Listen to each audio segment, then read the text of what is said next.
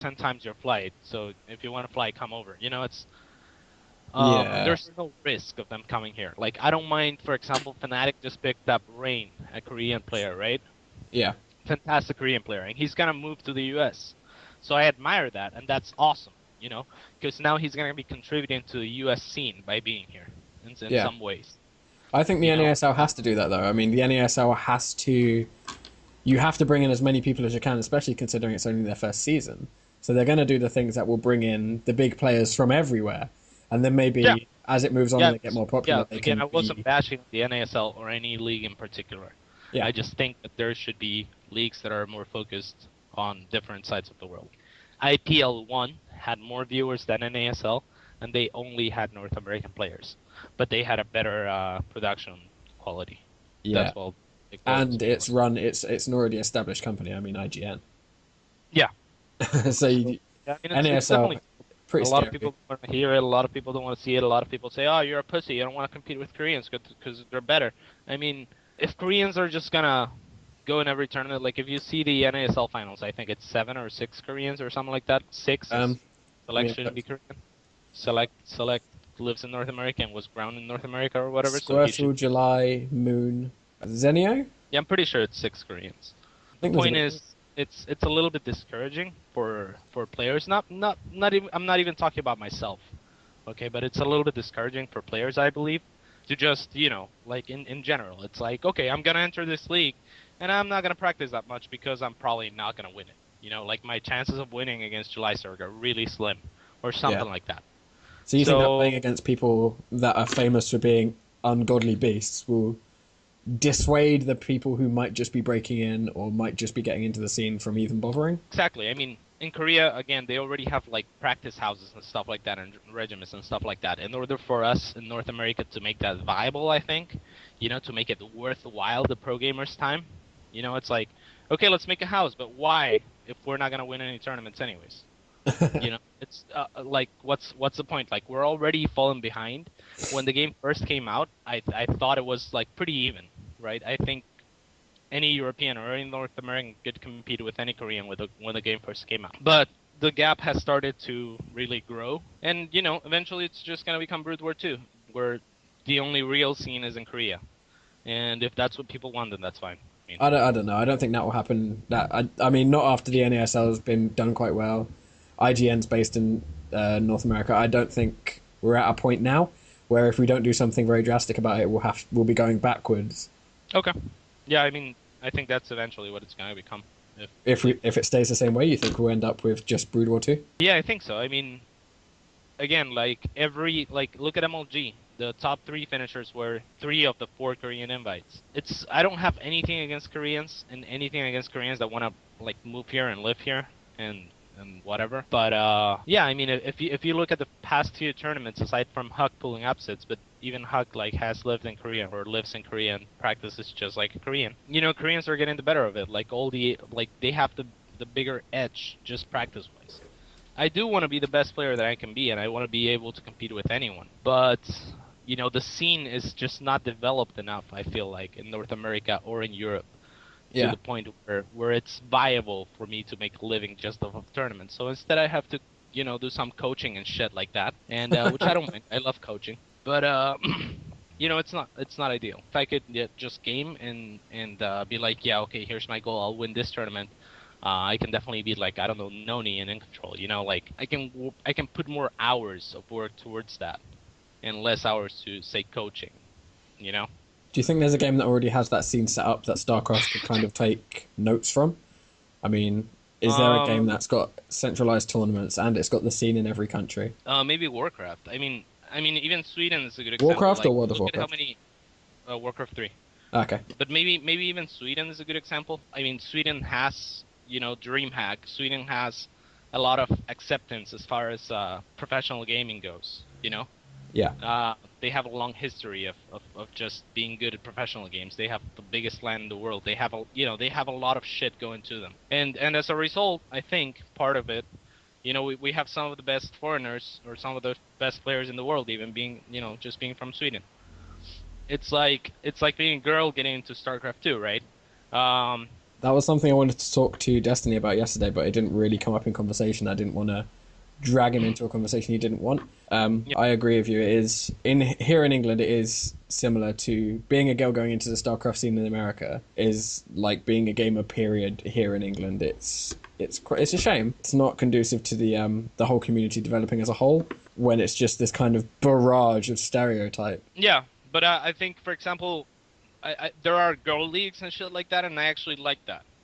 You know, Yeah. I don't know if you dislike them, but I like them No, because I wouldn't dislike that. That's fine as long as there's no point where say some girl got very good in one of those leagues and then she applies for the NASL. If it comes to the point where it becomes like basketball and football and all that stuff where they just say no, you can't compete because there's no way you can be on the level as these guys, which is essentially what separating leagues by sex is saying you can't, one of these sexes cannot reach the skill level of the other, so we'll separate the two to make it fair. I don't think that right. applies to StarCraft, and I don't think that No, it should apply to StarCraft ever. No, So it that's the shouldn't. only time I've And had an issue. yeah, okay. So it's pretty much the same thing though. When I'm talking about like, you know, people non-Korean or foreigners compared to Koreans, and just girls compared to boys. It's in the sense that girls. Whoa, did you just call every Korean a girl? No, but just in the sense that, you know, girls haven't had, or just in general, you know, as much acceptance being gamers as boys have had. You know, Yeah. you probably grew up and playing StarCraft 1, and then you had friends that played StarCraft 1.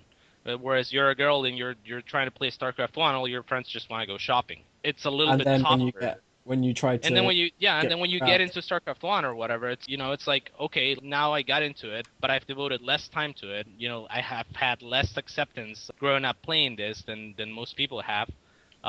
You know, I've had to not hang out with my friends as much or whatever. yeah, And as a result, you're not as good. So I feel like girl leagues are good to have girls aim make a towards something community out of they it. can win. Okay, like I'm playing against other girls that don't have like the background of playing games for 10 games. So in order for more girls to get into the game, I think they need winnable shit. You know, it's like, okay, I can work towards winning this. I can't work towards winning a GSL right now, but I could start by winning this. And if I win this, then I'll win a next tournament, and then I'll win a tournament with, you know, all the big players and all the North American players, and then I'll win a tournament with all the European players, and then maybe I'll win GSL.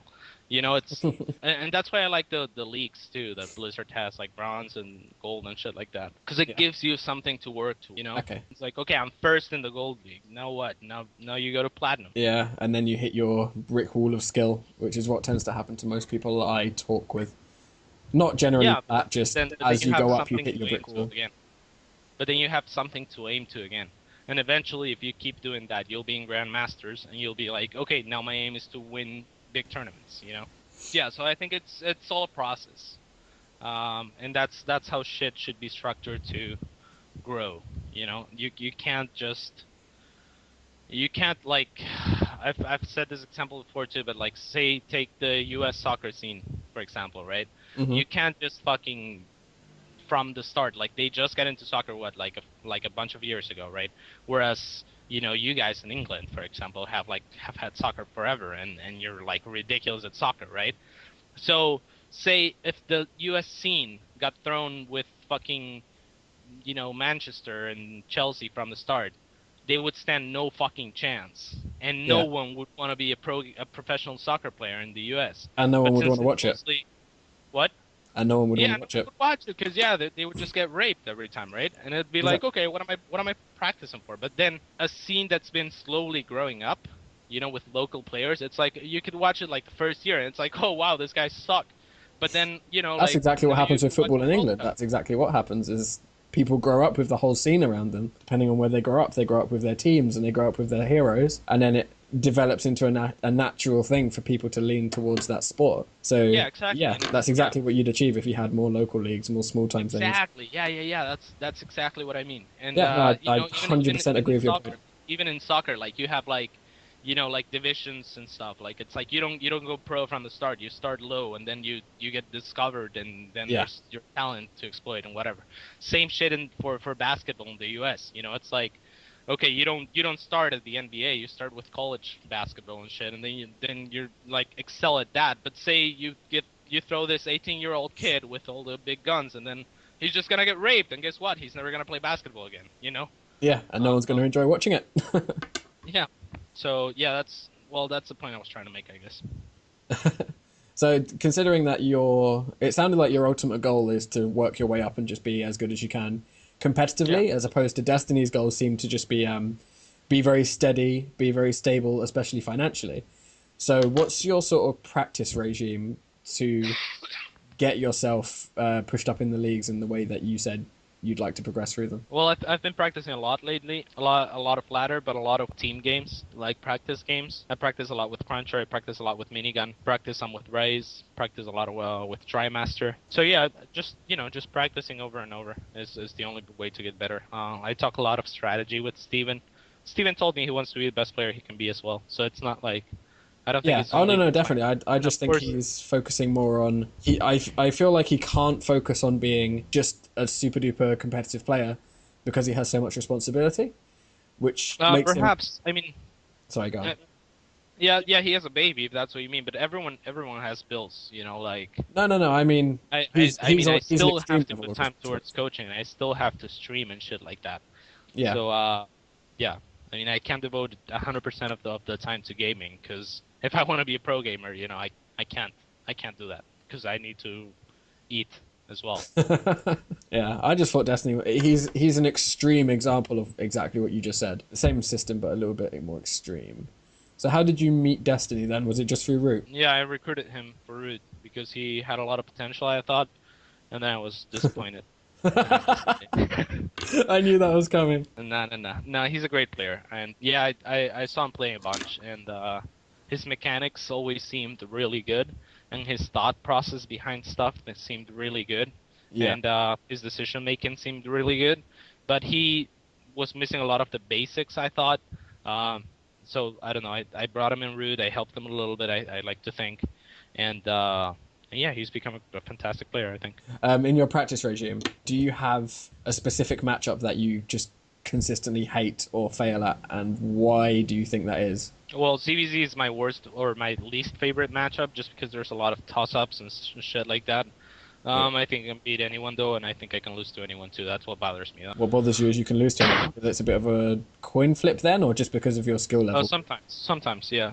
There's a lot of build order wins. I feel like there's a lot of build orders that will put you ahead from one build order, and there's a lot of build orders that like say you open links really fast, and then your opponent goes Banelings, you die to Banelings. But say you open links really fast and then make really fast roaches, right? But your opponent wasn't going Banelings, so you're behind in economy. So there's a lot of these things that happen, Yeah. and scouting is not very reliable all the time. Yeah. So it's just weird. It's just a weird matchup. I have one build on one or two maps though, where I feel safe and I feel like I have the upper edge against anyone. And then other than that, I just hate the matchup. You just hate ZVZ unholy amounts. Yeah. It's perhaps just me not understanding it to its fullest. Okay, so you don't think it's? I mean, do you think it's more you, or do you think it's more a balance issue? I think it's neither. Obviously, it can't be broken if it's the same units you can get. I think I could definitely improve upon it. I just dislike it, and for that same reason I dislike practicing it. I dislike talking about it. It's. Oh, I'm sorry. But no. I meant like with like with Destiny. Like we discuss a lot of strategy and shit like that. Yeah. Whereas so it's like let's not talk about CZ. Fuck that shit. So, in your setups, your strategies with the other two races, because ZVZ is unholy and we don't talk about it. Do you have a strategy that you think